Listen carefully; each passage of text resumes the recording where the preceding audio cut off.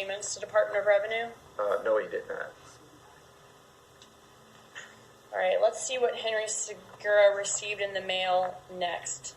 Looking at all right, basically what I'm showing you guys right now is the Department of Revenue's child support guy testifying in this particular case. This guy, Henry Segura, actually murdered the mother of one of his children. And the reason he did it, his motive, is alleged to have been, well, actually, it's already been proven and everything. The case is over with. But he killed her because she was putting him on child support, and he didn't believe that the child was his. And on top of that, he was married to another woman. And he had, this was his third child outside of his marriage. So he was married to a woman, and he met 3 other women and had babies by them while being married to this wife. And, he was on child support for the 2 children. Then when he had that third extramarital baby, it kind of put things. It was tough for him because he had to pay $744 a month for this particular child. He had to, and he just didn't pay it. He didn't pay his child support at all, and they kept sending him these threatening letters and letter after letter saying, "Hey, now we're going to start enforcing things. If you don't pay us or get in contact with us and pay this $29,000 that you owe us, we're going to start taking your income tax every year. We're going to start suspending your driver's license, and then we're going to suspend your professional license." And he was a welder, so child support can actually suspend any certificate or any achievement or whatever certificate that you get from the government or state, local, whatever. Child support can actually suspend those. So if you're a welder, you can't work anymore because child support has actually suspended your welding license because you aren't paying them. And he killed her because of this. He was paying maybe like $800 a month for another child and $800 a month for the other child. And here was his third child that he had to pay $700 a month for. And as a welder, he would actually take jobs out of town, out of state, simply because in order to for child support to get the money in another state, the mother would have to actually petition the court in that state. So if he's paying child support in Florida, if he works in Colorado, he's not, his wages there aren't being taken for child support. So that's how he kind of finessed the system. But things were getting tough. She found out about the girl that he killed. The mother of his child found out what he was doing, trying to be slick, and she was telling the child support people. So let's listen. His defense was this didn't happen. He didn't do it. There was a guy connected to the cartel that actually killed her, and a guy actually comes out, a mentally disturbed man, comes out and admits that he actually killed this woman. His organization did it because she stole over $100,000 worth of drugs, but in reality, this woman had a broken car. She never had a reliable car in her life. She was only 27, but she never actually owned a car that was good enough to last for over a couple of months. She was on welfare. She was on Section 8 housing, so her rent was probably, I think, under $100 a month. She had problems paying that.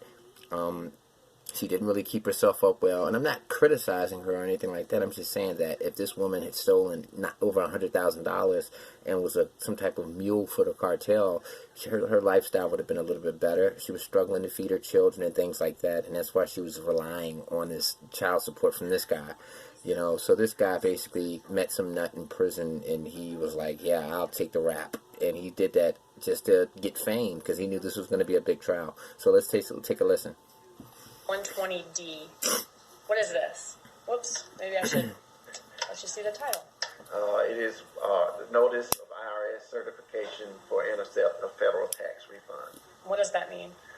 Basically, it's letting them know that we have sent a letter to Department of Treasury to let them know to send any due refund to him, to us. So his refund will actually be intercepted and sent straight to Department of Revenue. Correct. Okay, and this lets him know that? Yes. All right, so now you understand. He's testifying to the letters that were sent by Department of Children's Services, which is tied to the Department of Revenue. And he let him know in his letter, hey, we're going to be taking your tax refunds. And then they threatened to take his driver's license and his professional welding license. So, yeah, he was desperately in a child support bind. Now, this is the guy who came about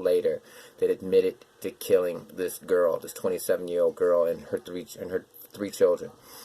He said that she was a drug mule, and he killed her because she stole $100,000. Just take a listen to this guy. He really was bored in prison, and he decided that this would be a good way to change up his routine, have a little fun, alleviate some boredom, and get on TV, and he accomplished that. So you did tell somebody that, and it just came from your statement. Yeah, that came from the transcripts from Nevada. If you look at my PSI in the feds, everything that they have is a carbon copy of what they have in Vegas. A bunch of crap, a bunch of stuff. So you have told people that you hear voices? Yeah, a long time ago in Las Vegas, you said the U.S. Marshals. I told the U.S. Marshals that. I never told the U.S. Marshals that. My mistake. But you told people that you hear voices? Yes. Okay. In Vegas, in Nevada, yeah. All right. And at some point you told somebody your place of birth was Nigeria? Never said that. Never said No. that? But I use so many different identities. However, like Silas Selassie, that guy is actually from Nigeria, so maybe they assume that I was him. Okay. You know, when I got busted in Miami, I had his driver's license. All right. So you use the identity Of 1,000 different people. Silas Selassie, Malik Johnson, Otis Jackson. I've used quite a few different. And that person is Nigerian. Yes. So you're representing yourself to be Nigerian. No, sir. I represented myself just to be this guy so I could use his driver's license. That's all. Okay. Now, this time I make a mistake. Exhibit number 154. And the evidence, please. Sir, objection. All right. That'd be admitted. I don't know an angel. Yes. You told them that you did not know an angel. That you said you knew what Kiona is, Yes. but not an angel. Yes. All right. And they actually showed you a photograph of Angel Avila, correct? On the phone, yes. And you couldn't identify him then either, I could you? couldn't see the phone. I couldn't see the picture. But today you say that you know Angel Avila, correct? Yes, I know. Yes, I know. All right. He's the... Hold on. Let me sure I get it right. Tall, skinny Colombian, I think is what you called him. Is that right? Yes, sir. Tall, skinny Colombian? Yes, sir. Mr. Santos, you've been diagnosed. We've already been over this. Delusional, grandiose, narcissistic, schizophrenic. Hear voices in your head. Confessing to murders that didn't occur, confessing to murders you couldn't have done. Now confessing to another murder you had no involvement in. Isn't that true? No, sir, it's not. And you say your person that you had contact with is named Carlos. Yes, sir. You introduce your name here today as James Santos, correct? Yes, sir. Isn't it true your middle name is Carlos? You are Carlos, are you not? You mean Carlos Hernandez or not? No, I'm Carlos Santos.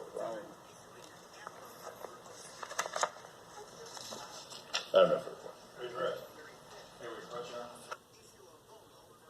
And just one more second of this, and then I'm going to get back with you on the other side. You have to check this part of the case out. Again, to corroborate the existence of his relationship with Ms. Peters. There's a second report from Dr. Hudson as well. Or do you want me to just stay on his capacity to provide meaningful and relevant exhibit? I can't tell. Alright, basically, he's basically trying to admit to these murders. And this is the guy who actually committed the murders, the guy who was convicted of the murders, the father of the father. You know, he killed his baby mother because she put him on child support, and she was putting pressure on him because he was trying to circumvent the system by working in different states. Therefore, he didn't have to get garnished. And she found out about it and was threatening him in text messages. He forwards those text messages to his wife the night of the murder. And then what he does is this. He has 2 phones. He leaves his primary phone at home. That way, when the police track it, it'll look like he was at home the entire time. Okay? He has his second phone, which he claims he uses to cheat on his wife. He brought that with him when he murdered his baby mother. Police were able to track his phone, his second phone, leaving his house, going to the woman's house, and then after he goes to the woman's house, the woman's phone all of a sudden is disconnected from the network. It's like the phone is destroyed. And she never uses her phone again. And she's constantly using her phone based on records. So he goes to her house. With his second phone, we can track that. His home to her home. When he gets to her home, the woman who's killed, her phone disconnects from the network as soon as he gets there. then he is followed leaving her home, going back to his house. And you can actually tell if a phone has just been sitting there with nobody actually using it, or if a phone is actually being in use.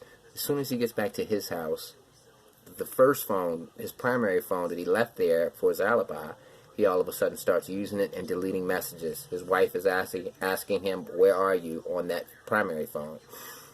And his alibi was he was at home with his wife the entire time. So if you can follow me, he leaves his house to go kill his baby mother. And that's tracked on his second phone, second cell phone. You can see him going from his house to her house. When he gets to the baby mother's house, the baby mother's phone, which is normally active 24/7, she's always on it doing stuff, all of a sudden goes dead as soon as he gets there. And then it's disconnected from the network, and that means that the phone was destroyed, so it can't be tracked anymore. So as soon as he gets to the baby mother's house, that's what happens to her phone. And then it actually shows him leaving her house after the murder, going back to his house. And then his first phone is all of a sudden used. So he went back to his house, and he started checking out his first phone, which was proven to be totally inactive during the hours of the murder. It was like 4 or 5 hours where the phone was just literally just sitting there, the first phone, right? And his wife texted that first phone because it was hidden at his home. It wasn't just sitting out in the open. It was hidden like in a couch or something or in a bag. And his wife was texting him, "Where are you?" on his first phone. She wasn't aware of the second phone. And yeah, child support is something. And it's a totally different situation. I'm also, you're saying that you were laughing throughout that interview because you were uncomfortable, but we're not talking about just a little shaken up. I mean, you're laughing repeatedly throughout that interview. You would agree with that, right? And during his interrogation, which was the day after the murders, he was laughing in the interrogation, making jokes. I was interacting with the officers, if I'm not mistaken. Okay, were they laughing? I don't recall. I don't remember. I don't think so. Were y'all having y'all were having a conversation about, they were questioning you about the deaths of these children. They weren't asking you what comedies you like to watch, and y'all were talking about what happens in those, right? Right. Okay. No. You were not concerned about what the police were going to tell your wife. You lied to the police because you didn't want police to know your location, right? No. Okay. Well, you told police, though, that you continued cheating on your wife even after your wife caught you, didn't you? Yes. And in your interview on November 30th, 2010, you actually told police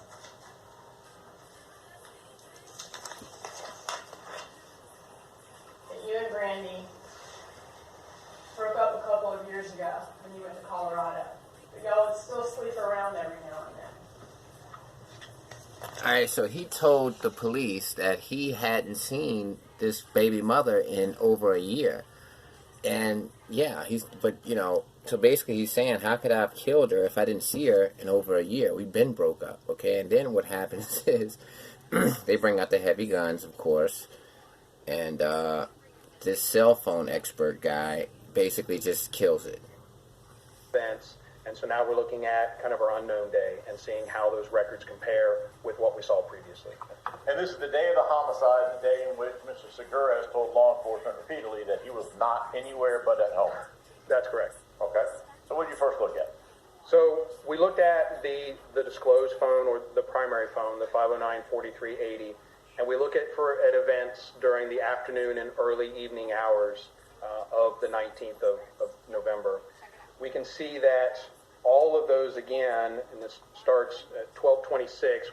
On this report we read from the bottom up, but at just after noon there, we have an originating event, 12:30, and then at 1:22 we start to see that everything is forwarded or terminated until we get to 10 o'clock, actually, the morning of the 20th. So all the events for the primary handset, again, we're seeing are passive events or incoming events, which tells us that someone may not actually be in possession of the handset. This 8/21 time period, is that significant as it relates to the investigation and Brandi Peters stuff? Well, we know that sometime after the 7:43 incoming phone call that we saw on her records, and I believe her next phone call was, if I remember, was at like 8:14 or just after 8, where that after 8 o'clock event was not in her call report. We did not see that attempted call in that report, which tells us that the phone had left the network in that time frame. So the only significance to me as far as the records are that this event would be in and around the time that we believe that Ms. Peters' handset left the network. Left the network. Yes, sir. All right, so basically he's saying that as soon as this guy, Henry Segura, actually came to her house, all of a sudden her phone was destroyed and no longer on the network. And they actually went through years and years worth of her cell phone records and seeing that she was constantly on her phone every day, all day. Every day, all day. And then the moment he gets there, it's all of a sudden dead, broken, no longer to get information from. And it's just serious, you know, because this guy was what you would consider a regular guy, you know. He definitely was a philanderer, definitely was a cheater, but at the same time, he didn't do drugs, didn't do alcohol. He was a successful welder who made a lot of money. His vice was women, and he actually was married, and he kept having babies by other women, extramarital babies, extramarital relationships, and he got on child support every single time he did that. And this last time he was put on child support, it pushed him to the edge because he was about to get his professional license stripped. Even if you're on child support and you're not paying, they'll take your fishing license. Anything given to you by the government gets taken away. And he just couldn't take it anymore, and he decided to kill this woman and 3 kids. One of the kids was his son, and the other 2 were her twin daughters. And it just goes to show you that this child support system, combined with philandering, cheating, lies, extramarital affairs, is just a deadly combination. And I advise you guys to check this trial out. It's all on YouTube. Henry Segura, you know, trial, and you can just see the entire thing for yourself. It's very interesting and it's very telling. Peace.